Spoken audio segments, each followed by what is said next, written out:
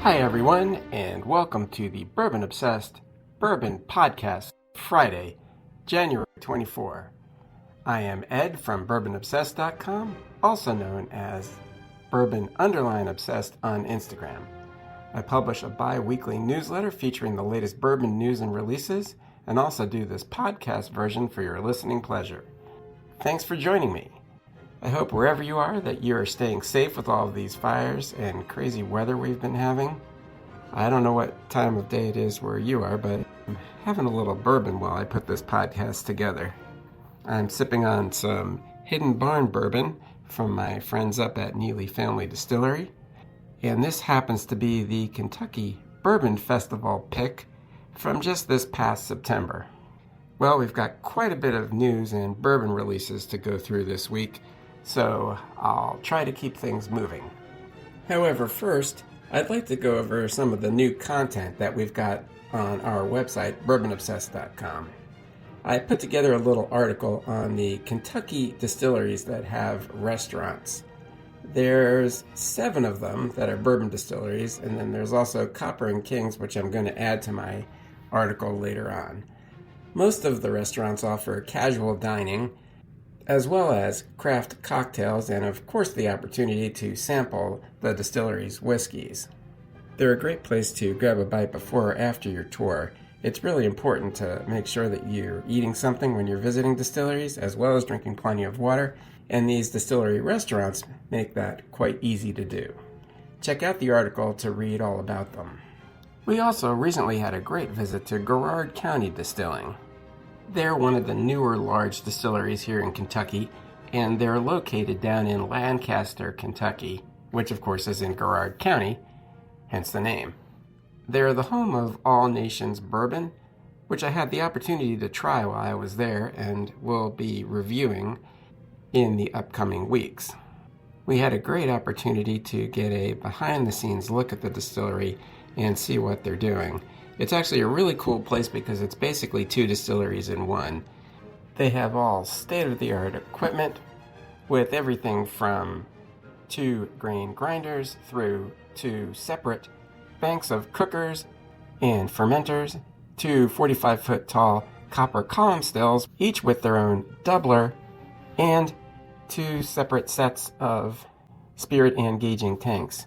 It allows them the flexibility to produce 2 different whiskeys at the same time, and of course, for a fairly high production output. Another cool thing about the distillery is their relationship to Carrie Nation, who is well known for her activities during the temperance movement. She used to travel around to the local drinking establishments and destroy them with her hatchet. It turns out that she was born in Garrard County, just a few miles from the distillery. And what they've done is move her birth home to the distillery and reconstruct it. It's part of the tour, and it's pretty cool and supposed to be haunted. So I left my bourbon outside when we went in, but you do whatever makes you comfortable. I also have a couple of new bourbon reviews on the website. The first is Hidden Barn Perfect Harmony Madeira Finished Bourbon. It's their latest release, and as the name would imply, it's their bourbon which is then finished in Madeira casks. The blend of flavors is quite good. I actually really like this bourbon, which surprises me a bit because I'm not a big fan of red wine finished bourbons in general. I remember when I originally tasted the first batch of Madeira finished Hidden Barn bourbon. It was at the Kentucky Bourbon Festival a couple of years back. I was hesitant to try it as I'm generally not that much of a red wine finished bourbon fan, and I was having trouble picturing how the flavors of the wine would mix with Hidden Barn's flavors.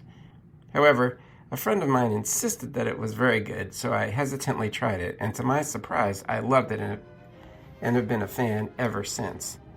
So this time, I was no longer hesitant about the Madeira finished Hidden Barn bourbon. In fact, I was quite looking forward to trying it. The effect the Madeira barrels have on this bourbon is quite interesting to me. The wine notes are definitely present throughout. However, they don't exactly combine with the bourbon's flavors in the way that I had initially expected. Neely family distillery bourbons generally have sweet, rich flavors that would be characteristic of a well-made pot still bourbon, and my original fear was that the Madeira finish would accentuate the sweetness and push it over the top. Yet the effect is the opposite. The sweetness is actually toned down a bit, and some tannins are brought out from this otherwise relatively sweet wine. It turns out that I'm a big fan of this bourbon. Hidden Barn Madeira finished bourbon went from something that I originally wasn't even going to try to one of my favorite Hidden Barn expressions. This bourbon is a perfect harmony indeed.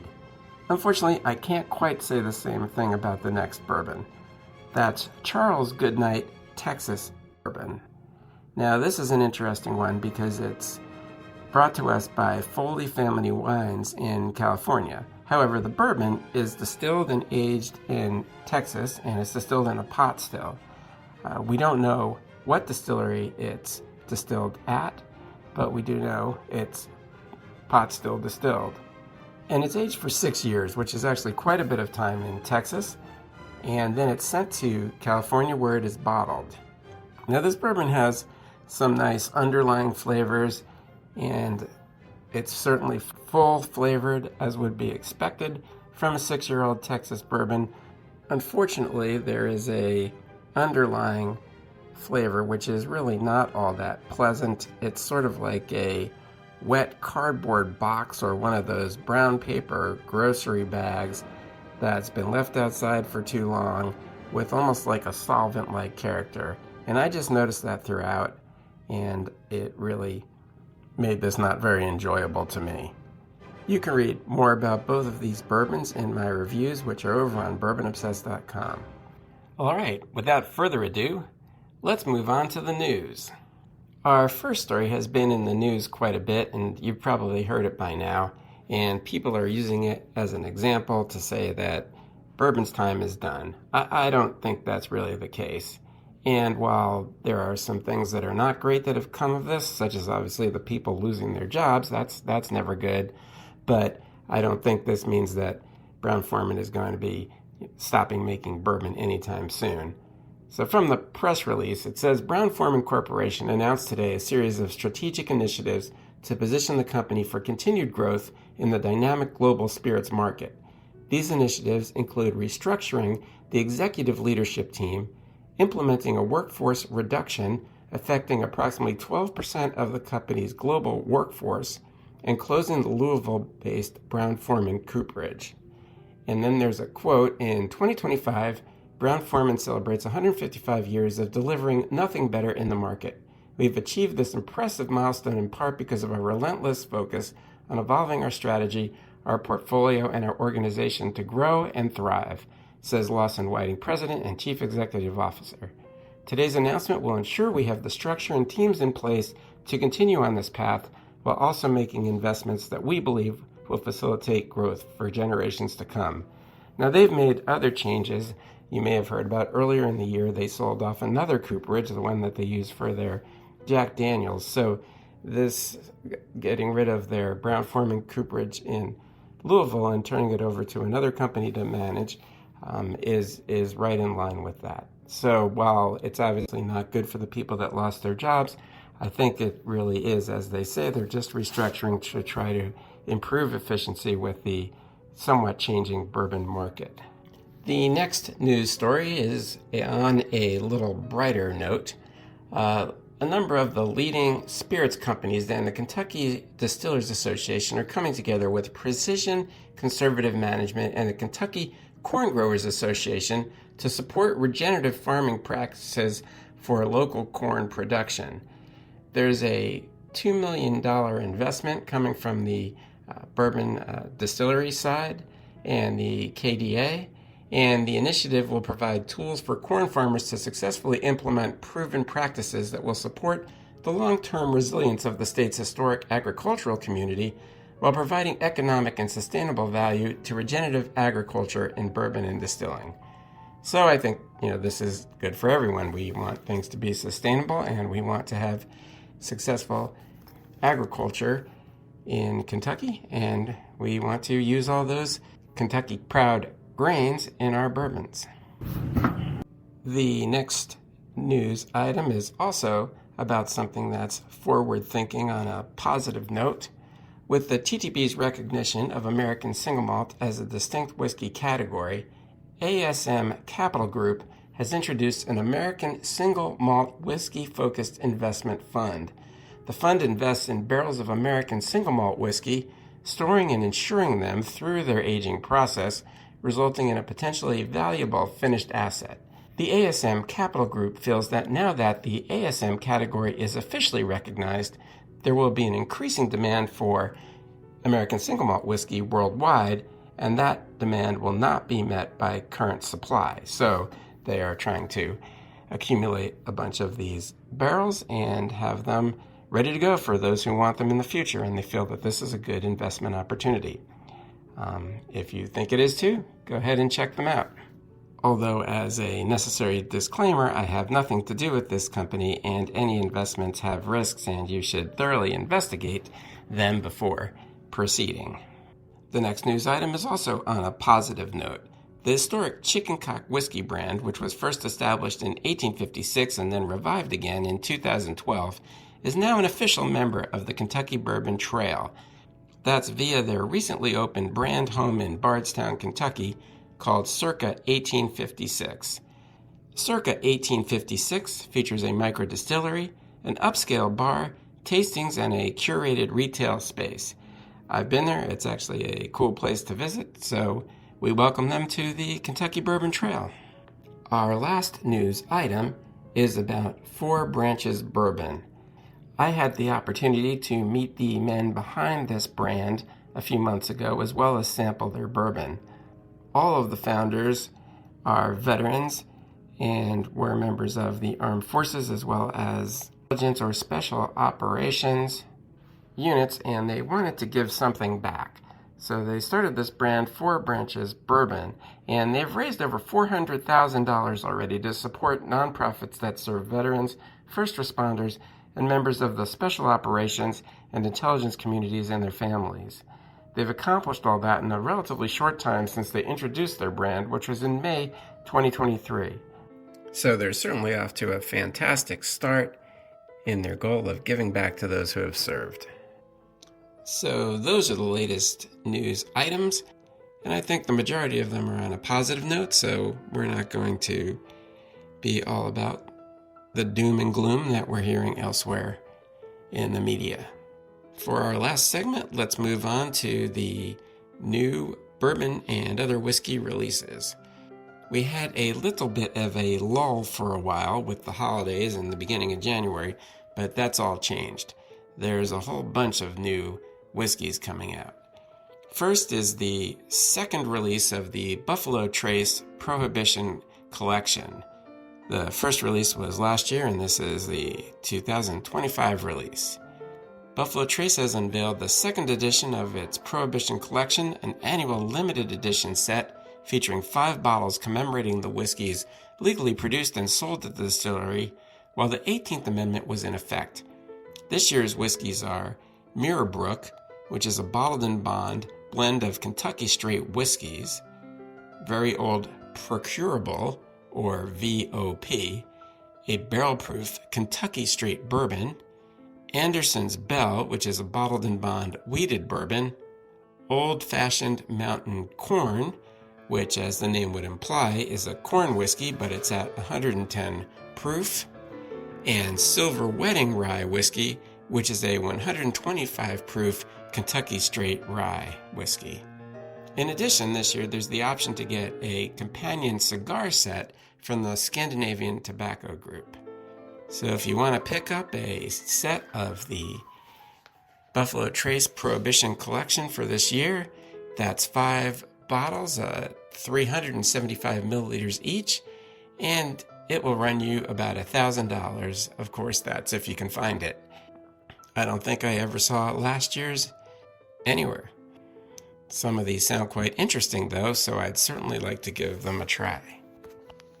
Stranahan's in Colorado, who's been making single malts for quite some time now, honors the official recognition of American single malt as a spirit category with its new Founders release. The whiskey is first matured in new, charred, American white oak barrels before finishing in casks that had previously matured bourbon and blonde ale for a total maturation time of 12 years. It also happens to be the highest proof liquid the brand has ever released on a national level. The press release did not provide the MSRP, and it's bottled at 120 proof. Penelope is releasing their 17-year-old American light whiskey. The whiskey was distilled to 189 proof in 2006 at the historic Seagram's site in Lawrenceburg, Indiana, which of course is now the Ross and Squibb distillery. This is interesting because this is the highest proof that a light whiskey can be distilled to. If you'll remember the rules of light whiskey, it has to be distilled to greater than 160 proof, but less than 190 proof. So this is about as high as it can get. After distillation, the whiskey was aged for 17 years in second fill oak barrels and bottled at cask strength. The MSRP is around $100, and the proof is 138.8. The World Whiskey Society, which is known for its portfolio of rare whiskey expressions, announced the launch of its latest release, Doc Holliday Bottled in Bond Straight Bourbon Whiskey. This limited edition bourbon expands the Doc Holliday portfolio, which currently includes 7, 8, 10, 11, and 15-year-old expressions, as well as the Hazmat expression that I reviewed maybe a month or so ago. The MSRP is around $40, and it's bottled in bond, so it's 100 proof. Next, Old Forester announced the return of Extra Old, which is the latest release in their 117 series. The Extra Old was first released in 2022. It's a limited edition whiskey derived from an extra long double barreling process. Old Forester 1910 is a double-barreled whiskey which is placed in a heavily charred secondary barrel. The Extra Old stays in that barrel for an additional 18 months, resulting in a rich flavor profile with pronounced caramel notes, according to the brand. I'm going to find this out for myself, actually, because I'm going to a tasting tomorrow at Old Forester where I'm going to have the opportunity to try this bourbon. I'm looking forward to that because I'm a fan of 1910, and actually I've had the original Extra Old, which I liked as well.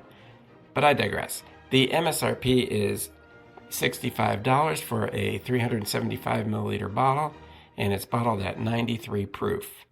Old Commonwealth Distillery, is originally an older distillery, but the new version of Old Commonwealth Distillery has had 2 prior releases and has made quite a stir for itself. They're now releasing their third expression, which is Colonel Randolph 16-year-old Kentucky Straight Bourbon. This single-barrel offering was personally selected by Gordon Hugh, who is the industry luminary responsible for reviving the Colonel Randolph brand, yet another old historic brand, back in 1990, and he did that for the Japanese market. The MSRP is $349, and it's bottled at 106 proof. Woodford Reserve has released this year's version of their Double Oaked. That's always been a very highly sought-after bourbon, although for those of us who have been a fan since it first came out in 2015, we haven't quite been as much of a fan of the increasing price. The latest release of Woodford Reserve Double Oaked Bourbon is first matured for 5 to 7 years and then aged an additional 2 years in a second heavily toasted, lightly charred oak barrel. So that's the same as prior releases. But what's different is this time it's going to be available nationwide. However, they didn't really give the specifics about that. It was available to be ordered online, but that only allows shipping to certain states, and that's already actually sold out. It was available at the distillery as well, and I'm not sure if it's still there. However, I'm assuming it's going to show up elsewhere in the country and in Kentucky retailers, but I guess we'll see. Previously, it was bottled in 375 milliliter bottles, but now it's bottled in a 700 milliliter bottle, and the price is $200. Like many Woodford bourbons, it's bottled at 90.4 proof. Our final new release comes from basketball's Steph Curry.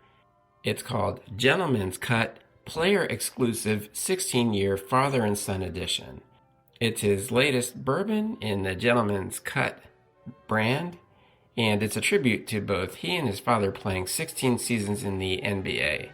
According to the brand website, the bourbon is said to have began distillation in August 2008 in a 500-gallon copper pot still in Kentucky. However, they don't tell us what distillery it was made at, and I'm actually having a difficult time thinking of who might have made a pot still bourbon in Kentucky in a 500-gallon still back in 2008 and saved it until now. So I'm definitely intrigued about this bourbon. However, I'm probably not going to try it because the MSRP is $950. It's bottled at 100 proof. Well, that about does it for this week. We have quite a bit going on, and I hope you have enjoyed this edition of the Bourbon Obsessed Bourbon Podcast. Be sure to like and follow us at your preferred podcast provider so that you don't miss an episode. You can also head over to bourbonobsessed.com to read the print version of my newsletter, where you can find links to press releases and full versions of the news items and website content mentioned in this podcast. You can also sign up to have my newsletter delivered directly to your inbox. While you're on my website, you can also read some of our over 300 bourbon reviews and over 50 distillery write-ups. Finally, I can also be found on Instagram at bourbon_obsessed. I have the blue check mark, and on Facebook at Bourbon Obsessed. Have a great weekend. Cheers!